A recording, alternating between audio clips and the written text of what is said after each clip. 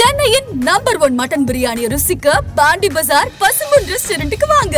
இனி பாண்டி பஜாரோட புதிய அடையாளம் பசும்பொன் தான். மதுரை உணவை சென்னையிலேயே ரசிக்கலாம். Hola! Your train vacation to Malaysia starts from ₹24,999 only with GT Holidays, South India's #1 travel brand. Colour கயிறுகள் கருவாட்டு குழம்பு என்னும் இரு நூல்கள் வெளியீட்டு விழாவிற்கு இன்றைக்கு தலைமையேற்றிருக்கிற சாலகி செல்வன் அவர்களே, நூலாசிரியர் ராஜநாகப்பன் அவர்களே, உரையாற்றி அமர்ந்திருக்கிற தோழர்கள் வழக்கறிஞர் அருள்மொழி அவர்களே, நண்பர் கரிகாலன் அவர்களே, பேராசிரியர் ஜோதி அவர்களே, வழக்கறிஞர் ஜெய்சங்கர் அவர்களே, இரா குமார் அவர்களே, தொகுப்புரை வழங்கி கொண்டிருக்கிற ஐயா சவுகத் அலி அவர்களே, கூடியிருக்கிற நண்பர்களே, அனைவருக்கும் என் அன்பு வணக்கம்.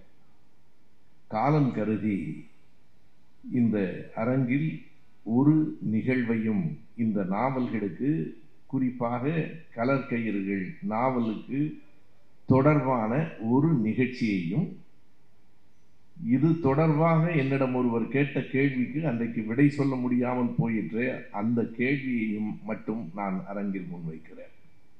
அந்த நிகழ்ச்சி இதுதான். 25 ஆண்டுகளுக்கு முன்னால் தமிழ் சான்றோர் பேரவை என்னும் அமைப்பை நடத்தி கொண்டிருந்த ஐயா அருணாசலம் அவர்கள் அவருடைய நிறுவனமான மாணவர் நகலகம் ஸ்டூடெண்ட் ஜெராக்ஸ், அதற்கு வேலைக்கு வருகிறவர்களிடம் ஒரு நிபந்தனை விதிப்பார். நான் கண்கூடாக பார்த்த ஒரு நிகழ்ச்சி. அவருடைய தகுதி எல்லாவற்றையும் பார்த்துவிட்டு உன்னை வேலைக்கு சேர்த்துக் கொள்ளுகிறேன், கொஞ்சம் இரு என்று சொல்லி, அப்ப அந்த அப்பாயின்மெண்ட் ஆர்டர் அடிச்சுட்டு வாம்பார். அந்த நியமன ஆணை வந்தவுடனே அதை அவரிடத்துல கொடுக்காமல் மேஜையில வைத்து விட்டு பக்கத்துல ஒரு கத்திரிக்கோலும் வச்சிருப்பார். என்ன சொல்லுவார் என்றால், நாளையிலிருந்து நீ வேலைக்கு வரலாம், நியமன ஆணையை எடுத்துக்கொள்ளலாம், ஆனால் ஒரு சின்ன நிபந்தனை, இந்த கத்திரிக்கோலை எடுத்து நீ கையில கட்டி இருக்கிற கயரை வெட்டிடணும். கயரை வெட்டி போட்டுட்டு நியமன ஆணையை எடுத்துக்க, அல்லது நியமன ஆணையை வச்சுட்டு கயிறோட போய் சேரும்பார். நான் பார்த்த வரையில் பலர் கயிறை வெட்டி விட்டார்கள். ஏன்னா அவனுக்கு வேலை வேணும், நாளை காலையிலிருந்து வேலை. நான் அவரிடத்துல கேட்பேன், இது கொஞ்சம் ஜனநாயகத்துக்கு எதிராக இல்லையா என்று.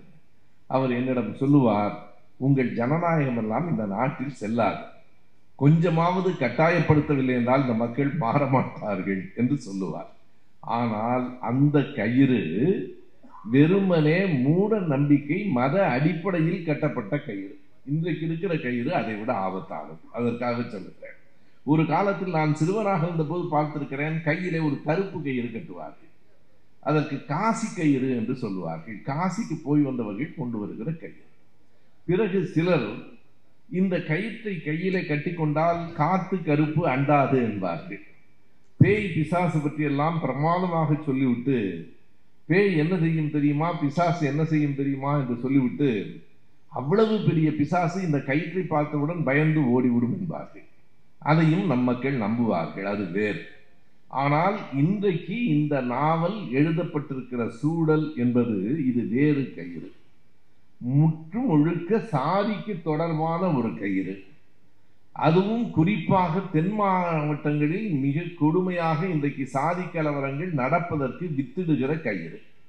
அதை அடிப்படையாக வைத்துத்தான் எழுதியிருக்கிறார். இந்த இடத்தில் என்னிடத்திலே ஒரு நண்பர் கேள்வி கேட்டால் நான் விடை சொல்லாமல் வந்தேன். அந்த விடையை இப்போது சொல்ல போகிறேன் என்று சொன்னேன். விமான நிலையத்தில் நீதிபதி சந்துரு அவர்கள் இந்த கயிறுகள் கூடாது என்று அறிக்கை கொடுத்த அந்த நேரத்தில் தற்செயலாக ஒரு நண்பரை சந்தித்தேன். அவர் யார் என்று எனக்கு தெரியாது. அவர் என்னிடத்திலே ஒரு கேள்வியை கேட்டார். ஐயா, உங்களுக்கு என்ன தெரியாது, எனக்கு உங்களை தெரியும், நான் உங்கள்கிட்ட ஒரு கேள்வி கேட்கிறேன். நீதிபதி சந்துரு இப்படி அறிக்கை கொடுத்திருக்கிறாரு, நீங்க சரிதான்னு சொல்லுவீங்க? அவரே சொல்லிட்டார், என்ன கேட்கல. சரிதான்னு சொல்லுவீங்க, எனக்கு ஒரு சந்தேகம் இருக்கு, நீங்க இந்த கருப்பு சட்டை தான் எப்பவும் போடுறீங்க, எதற்காக அப்படின்னு கேட்டார். அதுவும் உங்களுக்கு தெரியும், தெரிஞ்சுட்டு தான் கேட்குறீங்கன்னு சொன்னேன். அவர் சொன்னார், தெரியும், நீங்கள் உங்கள் ஒரு கொள்கைக்காக அதற்கு அடையாளமாக கருப்பு சட்டை போடுவது நியாயம் என்றால், நான் என் சாதியின் அடையாளமாக கருப்பு கயிறு கட்டிக்கொள்வதில், சிவப்பு கயிறு கட்டிக்கொள்வதில் உங்களுக்கு என்ன பிரச்சனை என்று கேட்டார். அந்த கேள்வி மேலோட்டமாக பார்க்கிற போது அதில் ஒரு நியாயம் இருப்பது போல தோன்றிட்டு நான் சொன்னேன், விடை சொல்லலாம், வரவேற்பதற்காக நண்பர்கள் காத்திருக்கிறார்கள். நான் எங்காவது ஒரு இடத்தில் விடையை சமூக வலைத்தளங்களில் என் முகநூலிலோ எங்காவது எழுதுகிறேன் என்றேன். எழுதவில்லை, நேரம் இல்லை. இப்போது ராஜநாகப்பன் அவர்கள் எனக்கு வாய்ப்பு தந்திருக்கிறார். இந்த மேடையை நான் அதற்கு பயன்படுத்திக் கொள்ளுகிறேன். உண்மைதான், கருப்பு சட்டை போடுவதும் அருள்மொழி அணிந்திருக்கிற கருப்பு சேலையும் ஒரு அடையாளம் தான். பல கட்சி கரை வேட்டிகளை கட்டி கொண்டிருப்பது அடையாளம் தான். அது அவரவர்களினுடைய கட்சியின் அடையாளம். நெற்றியிலே இருக்கிற திருநீரு, அணிந்து கொண்டிருக்கிற சிறுவை, தலையில் வைத்திருக்கிற தொப்பி ஒரு மதத்தின் அடையாளம் தான். இத்தனை அடையாளங்களையும் நீங்கள் ஏற்பீர்கள், ஆனால் சாதியின் அடையாளமாக நாங்கள் கயிறு கட்டினால் ஏற்க மாட்டீர்களா என்று அவர் கேட்கிறார். நான் இன்னமும் சொல்லுகிறேன், இந்த அடையாளங்களிலே எவ்வளவு விரிந்து கிடக்கிறது என்றால், இரா எட்வின் என்கிற ஒரு கவிஞர் நெடுநாட்களுக்கு முன்னால் எழுதிய கவிதை எனக்கு இப்போது நினைவுக்கு வருகிறது. அவர் எழுதியிருப்பார், இந்த பெட்டிக்குள் அடக்கம் எல்லா கரை போட்ட வேட்டிகளும் எழுதியிருப்பார். பல்வேறு கட்சி கரைகள் போட்ட வேட்டி இருக்கு, அந்த இடத்துக்கு தகுந்த மாதிரி மாற்றி கட்டிக்கலாம். எனவே எல்லோரும் அடையாளத்தை வைத்துக் கொள்ளலாம், நாங்கள் மட்டும் அடையாளம் வைத்துக் கொள்ள கூடாதா என்ற கேள்விக்கு நாம் நுட்பமாக ஒரு விடையை சொல்ல வேண்டும். என்ன என்றால், இன்றைக்கு நான் கட்சியினுடைய அடையாளமாக ஒரு கரை வேட்டி கட்டி இருக்கிறேன், ஒரு மதத்தினுடைய அடையாளமாக ஒரு நெற்றியில் குறியிட்டிருக்கிறேன்.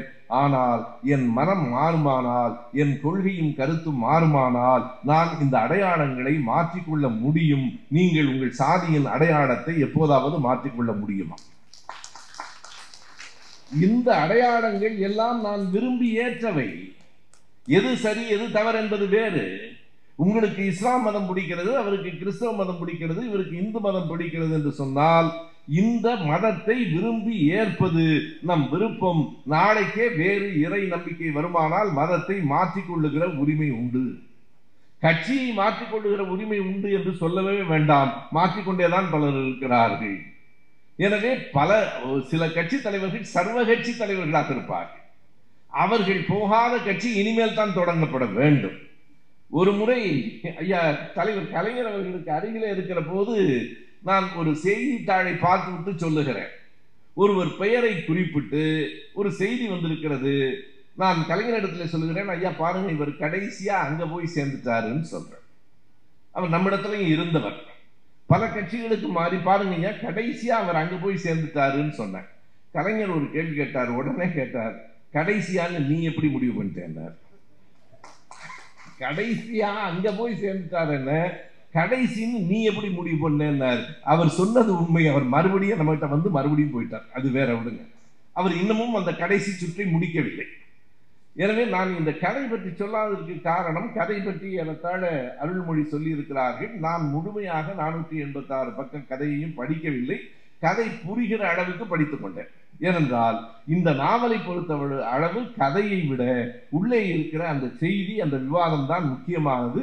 நான் நினைக்கிறேன் தோழர் சுந்தரவடியோ அல்லது யாரோ முன்னுரை எழுதுகிற போது எழுதியிருக்கிறார்கள், இந்த கதை கரிகாலனுக்கு ரொம்ப பிடிக்கும். அந்த தொடர் என்ன எழுதியிருக்கிறார் என்றால், இந்த கதை எந்த பிசிறும் இல்லாமல் போகிறது. நல்லது, கட்டி விட்டார்கள் போல இருக்கிறது, எனக்கு தெரியாது. எனவே பிசிறு இல்லாமல் போகிற கதை போகட்டும், நான் அதை பற்றி விரிவாக சொல்லவில்லை. மற்ற அடையாளங்களுக்கும் சாதிய அடையாளங்களுக்கும் வேறுபாடு உண்டு. என் கருப்பு சட்டை மட்டுமே அடையாளம் இல்லை. இதிலே நான் வைத்திருக்கிற ஒரு நீல பேனாவும் ஒரு சிவப்பு பேனாவும் இன்னொரு அடையாளம் தான்.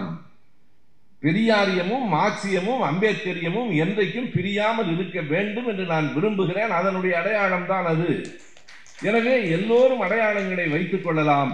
என்ன வேறுபாடு என்றால், இந்த கட்சி வேறு, அந்த கட்சி வேறு, அதுதான் அடையாளம். நான் திமுகவினுடைய அடையாளம், இன்னொருவர் கம்யூனிஸ்ட் கட்சியின் அடையாளம், அதிமுகவின் அடையாளம், ஏன் பாரதிய ஜனதா கட்சியின் அடையாளம் என்றால், இந்த அடையாளமும் அந்த அடையாளமும் வேறு வேறானவை. ஒன்று மேல் இன்னொன்று கீழ் என்கிற வேறுபாடு இல்லை. இது ஒன்றை அடுத்து இன்னொன்று. ஜாதி என்றால் ஒன்றுக்கு கீழ் இன்னொன்று.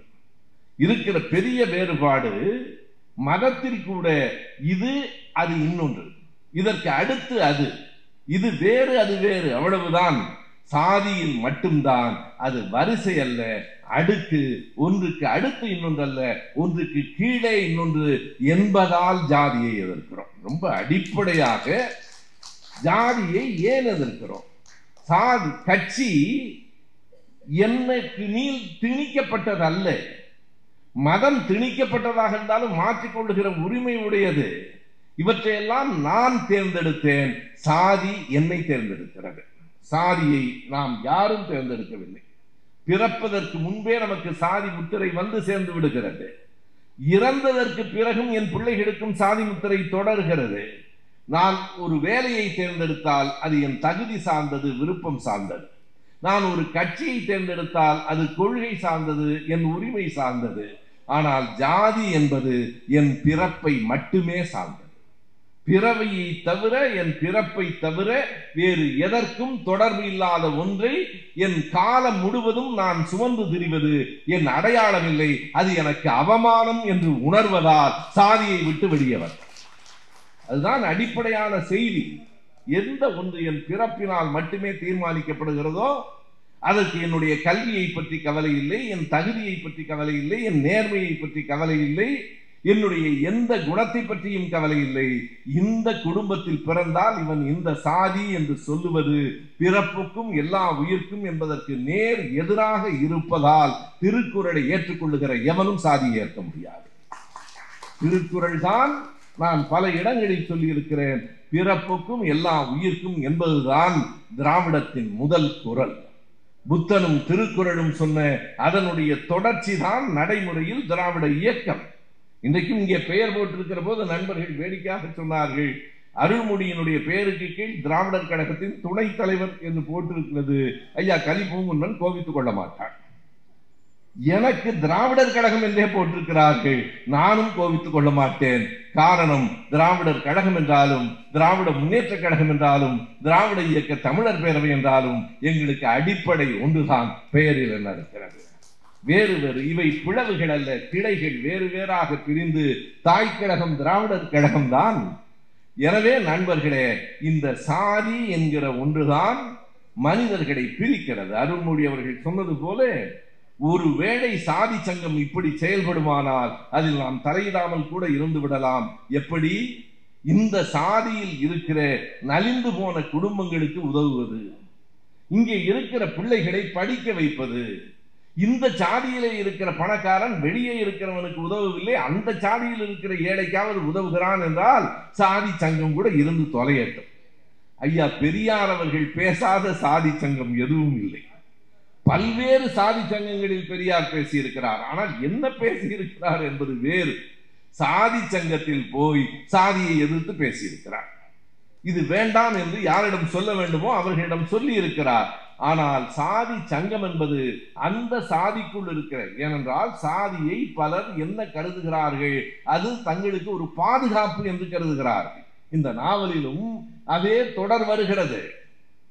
தாய் வளர்மதி சுமதியின் கைகளில் அந்த கயிறு கட்டுகிற போது அந்த தாய்க்கே தெரியாது. அவள் என்ன சொல்லுகிறாள்? இருக்கட்டும், இது ஒரு பாதுகாப்பு. எது பாதுகாப்பு? இந்த கயிறு பாதுகாப்பு. எப்படி பாதுகாக்கும்? உன்னை வேறு சாதியை சார்ந்தவன், இன்னும் வெளிப்படையாக சொன்னால் பட்டியல் இனத்தை சார்ந்த சாதியை சார்ந்த யார் ஒருவனும் உன்னை காதலிக்க கூடாது என்பதற்கான தடை இது. எனவே அவனிருந்து உன்னை பாதுகாக்கும் என்பதுதான் அதன் பொருள். சாதி தங்களை பாதுகாக்கும் என்று பலர் கருதுகிறார்கள். குறித்துக் கொள்ளுங்கள், நட்பு பாதுகாக்கும், நம் கொள்கை பாதுகாக்கும், அக்கம் பக்கத்தில் இருக்கிற உறவுகள் பாதுகாக்கும். ஒரு நாளும் சாதி உங்களை பாதுகாக்காது. யாரையும் சாதி பாதுகாத்ததாக வரலாறு இல்லை. சாதி அழித்திருக்கிறது, சாதி ஆணவ குறைகளை தூண்டி இருக்கிறது, சாதி கொண்டு இருக்கிறது, சாதி கலவரத்துக்கு வித்துட்டு இருக்கிறது. சாதி ஒரு நாளும் நம்மை காப்பாற்றியதில்லை. இதனை உரத்து சொல்லுவதற்கு, இதனை ஒரு கதை மூலம் சொல்லுவதற்கு இந்த கலர் கைதுகளை ராஜநாகப்பன் எழுதியிருக்கிறார் என்றால் அந்த கதை எப்படி போகிறது, உள்ளே பிசிறு இருக்கிறதா இல்லையா என்பது எனக்கு சிக்கல் இல்லை. ஆனால் இந்த கதை சமூகத்துக்கு ஒரு நல்ல செய்தியை சொல்லி இருப்பதால் ஒரு தொண்டாகவே இந்த பணியை நான் பார்க்கிறேன். எதை எந்த நேரத்தில் செய்ய வேண்டுமோ அதை அந்த நேரத்தில் செய்திருக்கிறீர்கள். இன்றைக்கு தென் மாவட்டங்களிலே போனால் வண்ண வண்ண கயிறுகள், ஒவ்வொருவரும் இது மஞ்சள் கயிறு, சிவப்பு, நீலம், நான் நேரடியாக பார்த்திருக்கிறேன். ஏன் இத்தனை வண்ணங்கள்? அது ஒவ்வொன்றும் ஒவ்வொரு சாதியின் அடையாளம். சேர்ந்து படிக்கிற பிள்ளைகள் சேர்ந்து இருக்காமல் இருப்பதற்கு வழி. ஒரே வகுப்பில் தான் படிக்கிறான். பக்கத்திலே இருக்கிறவனின் கையிலே இருக்கிற கயிற்றின் வண்ணம் வேறு என்றால் இவன் சற்று விலகி அமர்ந்து கொள்வதற்கு வழிவகுக்கிறதே. எனவே கல்விதான் எல்லாவற்றையும் தரும் என்று கடைசி பகுதியில் எழுதியிருக்கிறார். எனக்கு வருத்தமாக இருக்கிறது, கல்வி கற்றவர்களிடத்திலே தான் சாதி உணர்வு கூடுதலாக இருக்கிறது. நீங்கள் எண்ணி பாருங்கள். கல்வி, எனக்கு உண்மையாக நம்முடைய கல்வியின் மீது கோபம் வருகிறது. பேராசிரியர் ஜோதி அவர்களைப் போல நானும் கல்லூரியிலே 21 ஆண்டுகள் ஆசிரியராக இருந்தேன். அந்த தொழிலை விரும்பி செய்தேன். அந்த பணியில எனக்கு பெரிய ஈடுபாடு இருந்தது. ஆனால் இன்றைக்கு எண்ணி பார்க்கிறேன், இந்த கல்வி, நம்முடைய கல்வி சாதியை ஒழிக்கவில்லை. இந்த கல்வி கற்றவர்கள் எல்லோரும் ஒழுக்கமானவர்கள் என்று சொல்ல முடியுமா? தவறு செய்கிறவன், கல்வி கற்றவன் தான் கூடுதலாக இருக்கிறான்.